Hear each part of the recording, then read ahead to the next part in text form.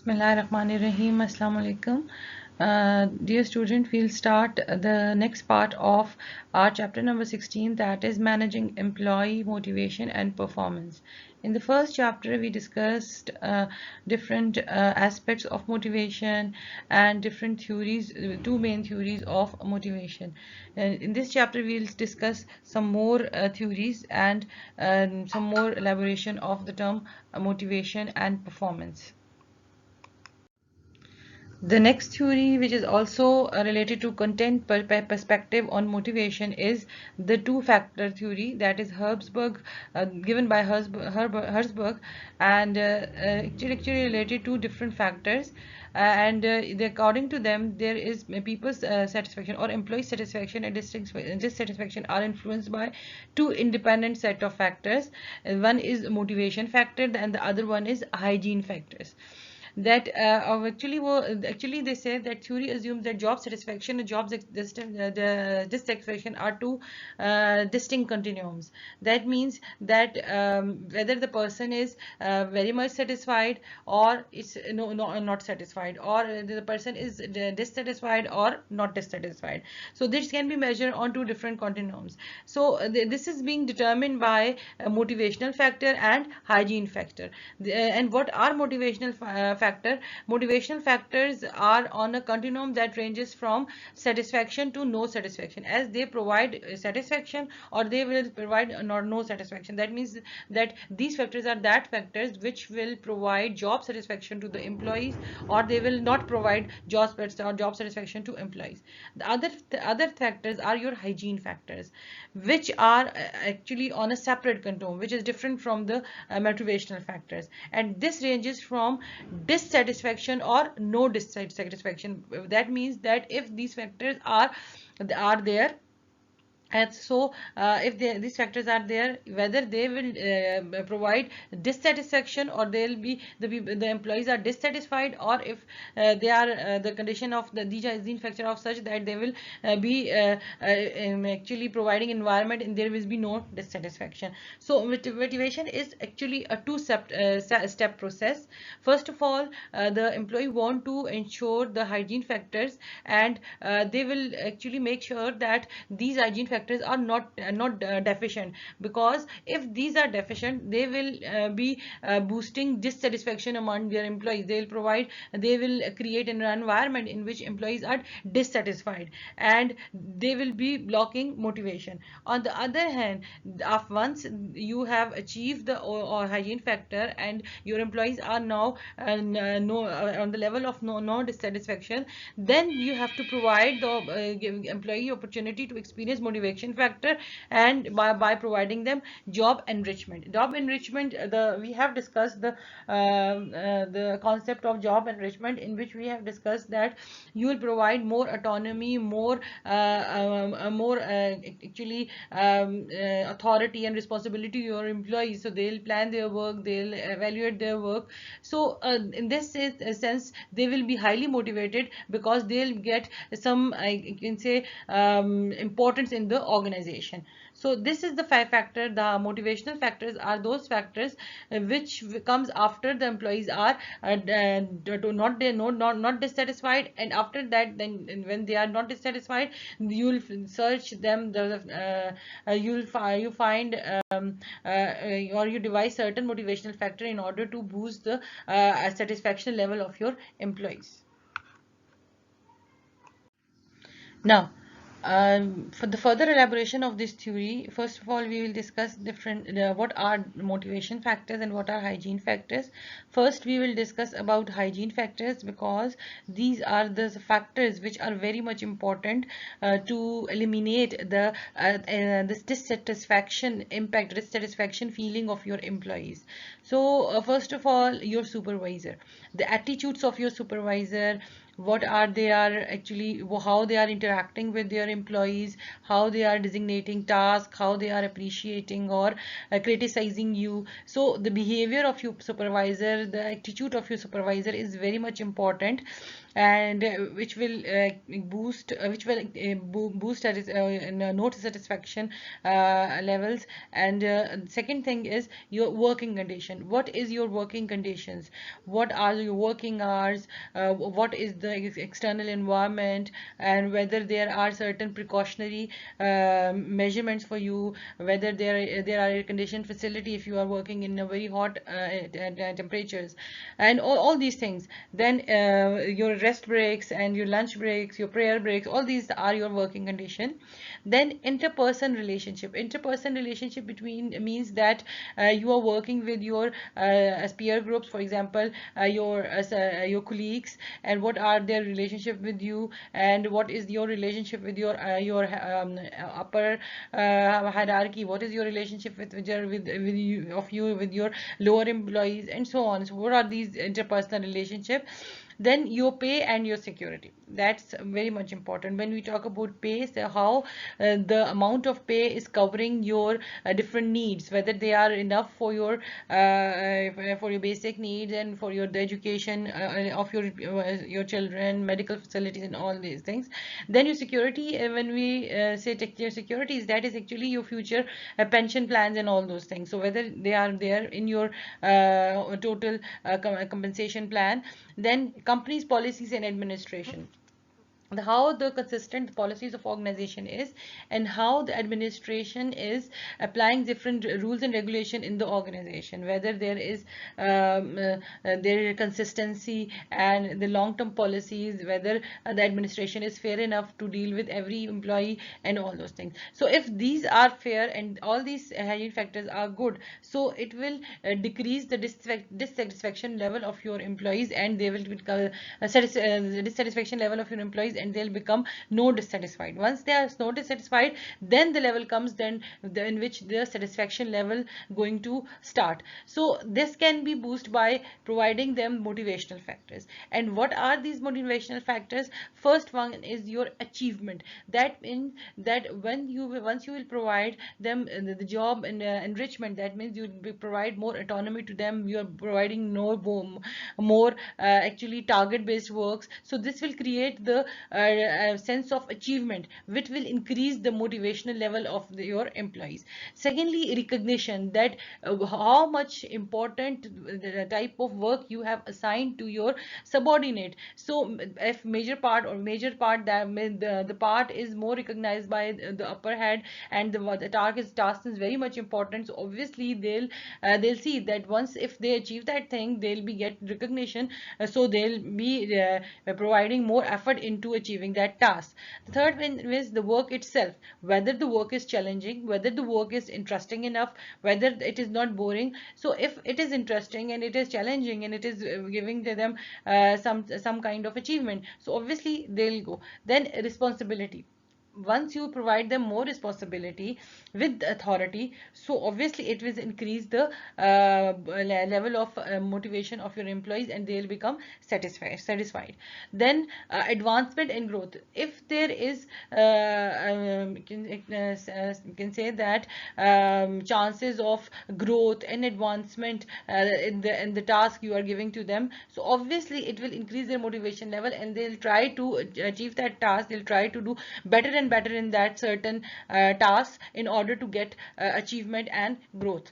So these are the factors which will boost the motivational levels of your employees, and they'll come from no satisfaction level to satisfaction level. But it's very important that you should understand that these motivational factors can only help to achieve satisfaction if the hygiene factors are totally being achieved. If they are being and they are being totally not dissatisfied, then the motivational factor can pay their impact, and they can increase the satisfaction level of employees. So first of all, hygiene factors are very much important, and once these factors are being achieved, then the motivational factor can play a major role in increasing the satisfaction level of your employees. Okay, the other theory is individual human needs, that is being given by McClelland, and actually it also talk about achievement, affiliation, and power. And they say that the human work for achievement because they want recognition, and secondly they want affiliations, and thirdly they want power. So these three major things are these are important in order to in order to be motivated. So first of all, we'll talk about the need for achievement. So the desire to accomplish goals or tasks more effectively than in the past. So then that means that if you want to accomplish goal more effectively, efficiently, because you want to get achievement. So a desire to assume personal responsibility, set goals, and immediate feedback. That means that is actually we are talking about job enrichment. That if you provide more responsibility and they let them set their goals and give them feedback, so it will give them actually sense of achievement. And once they'll get that achievement recognition, so obviously they'll be performing better in the future. The second thing is the need for affiliation, and affiliation is associated with certain kind of relationship. So the desire for human companionship and acceptance. That means that when you are working in an environment, for example, you are working in your organization. So organization is also a social group. You have many people working with you, like and when you are at your workplace, when you work with the people, obviously they become friends. But in certain times there are certain grudges in between them. So if there is a positive environment, so obviously that will boost the motivation level of your employees. So and everyone want to work in a friendly environment. So if there is a good environment and there is a friendly environment in your organization, so obviously it will increase the motivational level of your employees. The third one is the need for power. Once you will get the achievement feelings, and you have an affiliation in your company and your environment, the third one thing is that everyone want to have a power, and everyone want to control the environment. So if you give them power, and if you give them power to certain you can say human resources, certain other kind of resources, obviously that will increase the motivational level of your employees, because the desire to be influenced in a group and to be in control of one's environment is actually very much important, because everyone want to have a certain kind of recognition, a certain kind of position in certain society or certain social group. So if you give them power in that, you give them a higher position in that, so they can take decisions, so it will obviously increase the motivation level of your employees. Okay, now we will discuss the process perspectives on motivation. When we talk about perspectives, so there are certain approaches to motivation that focus on that why people chose certain behavior option to satisfy their needs, and how they evaluate their satisfaction after they have attained their goals. If you look into the diagram we have discussed in the previous lecture, that there are certain needs of the people, and in some time they feel dissatisfied, and in order to overcome that dissatisfaction, they'll find new options, and they'll get that options, and after that again they'll go and find out that whether they are satisfied with that, and so on. The need recognition and its satisfaction process goes on and on. So this process perspective is find out that why people chose certain kind of behavior in order to satisfy their needs, and after the getting that satisfied, after they get that thing, or that they'll evaluate that whether they are satisfied that, by attaining that goal or not. So process perspective of motivation, we will actually, there are many other approaches as well, but we will concentrate on two different approaches. One is equity theory, and the second one is your goal setting theory. And based upon these two theories, we will discuss that why people chose certain behavior option, and how they evaluate their level of satisfaction in order to attain their goals.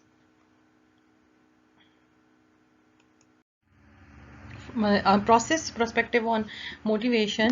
So first of all, we will discuss the equity theory. When we talk about equity, so actually equity means that every people in the society wants equity and justice. So based upon this concept, the people are motivated to seek social justice in the reward they receive from their performance. say they analyze that what kind of effort they are putting and what kind of efforts others are putting in the same position in the organization, and what amount of rewards they are getting from that actually performance, and the what type of rewards the actually being given to other colleagues and other people. So they analyze that, and based upon that they feel motivated or they feel demotivated. So equity is an individual believes that the treatment he she receive is fair relative to the treatment received by others. So you will evaluate your rewards, and you will find out the effort putting by the other people and the rewards they are getting from that. So first of all we will see that they will see that what inputs they are getting and what outcomes they are receiving.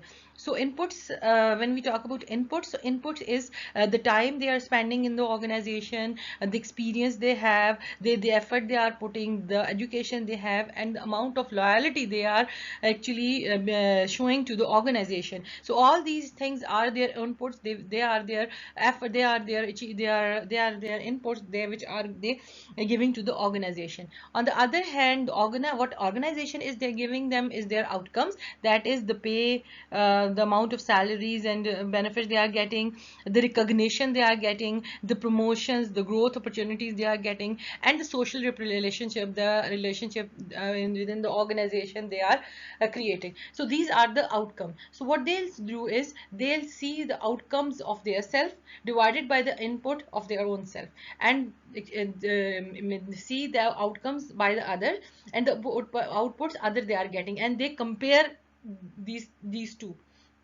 and based upon the result of this equation they'll see that whether they are being equally treated, or they are getting the equity in the society or in the organization they are working. So they will find out that whether they are satisfied, or whether they are motivated, or whether they are not motivated. So if they see that they are getting less outcomes as compared to the other, so obviously it will decrease their satisfaction level, and once their satisfaction level decreases, so their motivation level also decreases.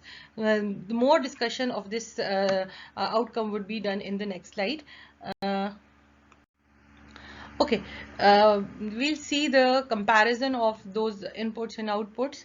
And first of all, there would be certain outcomes, or you can say there would be more two outcomes. One is they feel equitably rewarded. That means there would be when they make comparison and they see that the amount of inputs they are putting and the outcomes they are getting are same as compared to the other people.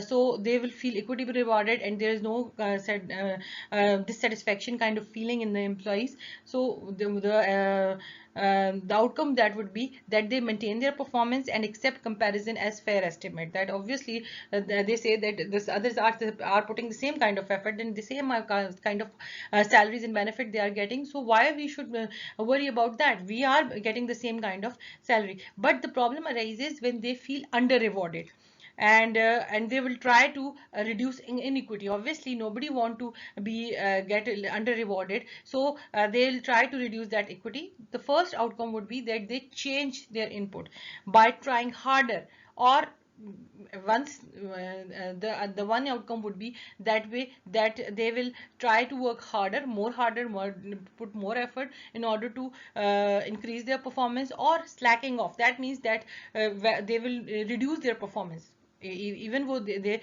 increase their performance or decrease their performance, whatever the situation might be. The second thing would be that they change out, they want to demand raise, and they want to change their outcomes. They get and negotiate with their boss in order to increase their salary, increase their raises, increase their you can say their salaries or their incentive or the promotion or all those things. But the last situation, that is very adverse situation, that is that when they feel very under rewarded, so they become disheartened and demotivated and they leave the job. So these are certain kind of outcomes when they feel under rewarded and they feel inequity and they want to reduce that inequity. So this kind of situation lies when they feel inequity.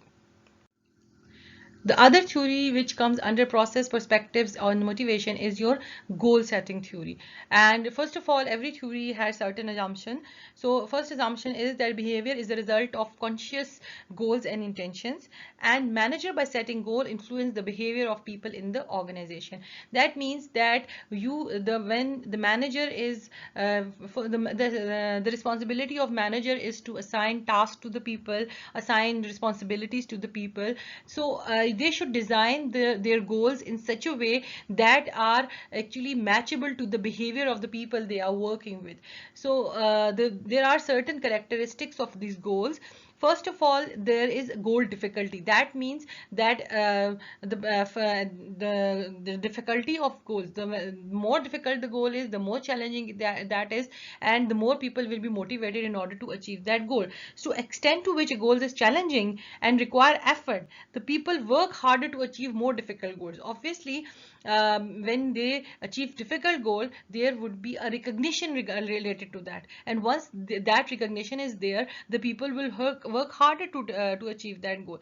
But you should have understand, the manager should understand that once you are providing challenging goals to your to your manager, to your subordinates, or to the people who are working in the organization, these goals should be difficult, but they should not be impossible. There should be chances of attaining that goals. So that's something very much important. The third one is that goals should be very clear when you are providing them certain tasks, certain requirement. So that should be very clear enough, because different goals require different kind of details regarding their attainment. So that should be very much clear enough. That means goals vary in their ability to be stated specifically, that different kind of goals have different kind of details. So you have to provide them different kind of goals. For example, if you give them development of certain software, so you have to specify them that what kind of software you want, what kind of specification you want, and so on. Or if you're assigning a task of developing a certain kind of software, so you have to attain them, you have to tell them that what a specific specification you want in that software and any kind of hardware. So it's very important that you provide them details regarding your goals. There are many popular strategy which will help us to motivational strategy which will help to increase the motivation level of your employees. First thing is empowerment and participation. That's something very much important. When we talk about empowerment, so empowerment is the process of enabling workers to set their own work goals, make decisions, and solve problems within their sphere of influence. That is actually more related to job enrichment. That if you give them more power, if you give them more autonomy in order to plan their task and to evaluate their performance and improve their performance, so obviously they will increase, they will enhance, it will enhance their performance, and they'll find out their own problems, they find out their own mistakes and try to improve that mistake, because all responsibility rests upon them. So empowerment is very much important. Participation is the process of giving employees a voice in making decision about their work. This is also related to your job enrichment, or you can say that empowerment, that when you are making decisions, so it's very important that you give them importance while making the decision regarding your employees. And areas of participation for employees are that is making decisions about their jobs, that what kind of jobs they want to do, what type of activities they want to do, decision about their administrative matters, that is your work schedule, that you can give them flexible work schedule, you can give them work from home facility, and all those things. Participation in decision making about broader issues of product quality, that's something very much important. This gives them a sense of importance, in some sense of recognition in the organization, that the higher ups or the people who are at the corporate level seek your advice. They want to see that what suggestion you can give regarding the quality of the products. So this will improve the behavior or motivational level of your employees. So these strategies can help to boost the motivational level of subordinates or the people who are working in the organization. What are the issues and techniques used to empower your employees? First thing, we can use the concept of collaboration and coordination and team efforts. So in this case, we will develop team of the people who are experts in different fields, and who are very experts in different skills. The collection of these employees can be empowered to plan, organize, and direct and control their work, which will help them and encourage them to be to do more positive work, and actually it will also contribute into the motivation of their employees. But secondly, changing the overall method of organizing the firm by becoming more decentralized. As we know that the meaning of decentralization is when we are actually delegating power to the lower level of your organization. In this case, the organization can change the overall its organization structure and move from centralization to decentralization. Then when we are empowering your employees, certain conditions are very much important, which should be considered by the organization. First thing is, when you are empowering your employees, the organization must be very much sincere by spreading power to the lower level of your employees. Secondly, they should be committed to empowering employees. They should put every effort, each and every effort, in order to empower their employees. And uh, and thirdly, there should be very empowering effort should be done in a very systematic and in a patient manner, because whenever you are empowering your employee in the very initial stages, you have to face problems, because those employees are not in a position to handle those things. But with the passage of time, when you are consistent in empowering and giving power to them, they'll be more mature, and they'll give you positive result. So they should be very patient enough when they are starting the process of empowering their employees. And third, lastly, they should be committed to increase the you can say increase the level of their employees by providing them training, and then sending them to certain workshops and training facilities, in order to increase their potential. And this potential, or this more skills, will help them to provide more contribution into the development of the company. So at the start, you will have to incur expenses, but but these expenses will give you fruits in the long run. Additionally, there are certain other motivational strategies which can be used in order to increase the motivation level of your employees. First of all, alternative forms of working arrangement, that is variable work schedules. I can say alternatives to 9 to 5. When you usually see that there are 9 to 5 jobs, but apart from that, when we develop a variable working schedule, so these variable working schedule can be attractive for the people, because there are certain people who cannot be comfortable in this time period. So we can take the concept of compressed working schedule, that is working a full 40 hours week in less than 5 days. That means that you give them the total work hours in a week, and they can adjust that work hour in 4 or 3 or 5 days.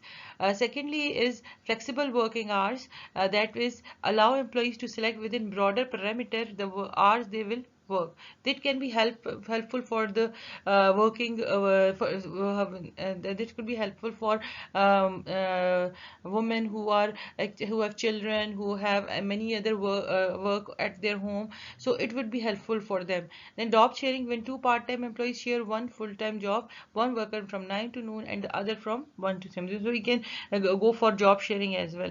Or telecommuting, that is allowing employees to spend a part of their time working off-site, usually at home, by using email, the internet, and other forms of information technology. So this last thing is also very important, because in the latest waves of the coronavirus, majority of jobs are actually being shifted to work from home. So this concept can be helpful when the things goes normal, because there is the people can do work from their home. So certain part of their work can be shifted on this working setting.